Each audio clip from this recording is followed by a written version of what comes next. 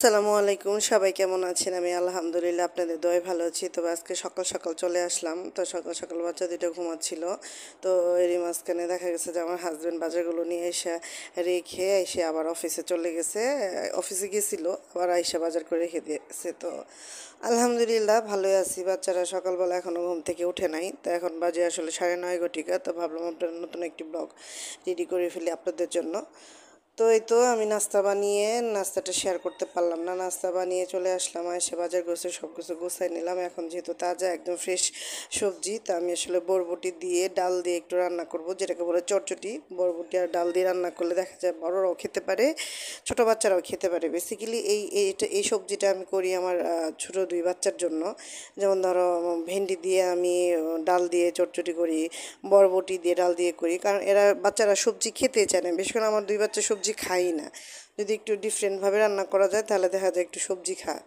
তো আসলে ভাজিটা যেদিন খাওয়াই না, চেষ্টা করি ওদেরকে একটু ঝোল টাইপের তরকারি খাওয়াতে। আর আগের দিনে মাছটা ছিলই, আমি ছিল ধুন্দুল নিয়ে আসছে তাজা, তা ভাবলাম ধুন্দুল দিয়ে একটু মাছ চটচটি করব। তো এই কয়েকটা দিন ঠান্ডার মধ্যে আসলে জীবন অতিবাহিত হলো। আবার পড়ে গেছে প্রচণ্ড গরম, গরমে একদম অবস্থা খুব টাইট।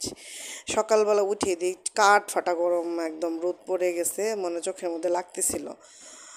এই কয়েকটা দিন ঠান্ডায় অতটা গরম বুঝিনি। তো এইবার এই যে আজকে থেকে প্রচুর গরমে রিয়েলাইজ করতেছে, উপলব্ধি। তো দেশের অবস্থা আলহামদুলিল্লাহ অনেক ভালো হয়ে গেছে। এখন চিন্তা ভাবনা আছে যে কিছু সামনের দিকে একটু করার ইচ্ছা আছে, অবশ্যই আপনার করব। আমি চাই আমার ভিডিওটা ভালো লাগলে আপনারা অবশ্যই সাবস্ক্রাইব করবেন, শেয়ার করে দিবেন। আর যথাসম্ভব আমার কোনো ভুল ত্রুটি হলে ক্ষমা করে দিবেন, ক্ষমার দৃষ্টিতে দেখবেন।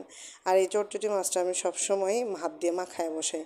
জানি না কোন দেশে কি করে, কিন্তু তবে আমি ছোটো মাছটা যে এইভাবেই আমি রান্না করি। আমার কাছে মনে হয় যে এইভাবে রান্না করলে ভালো লাগে, একটু হালকা ঝোল ঝোল রাখবো, খেতেও স্বাদ লাগে। আলহামদুলিল্লাহ সব দিক থেকে আমরা ভালো।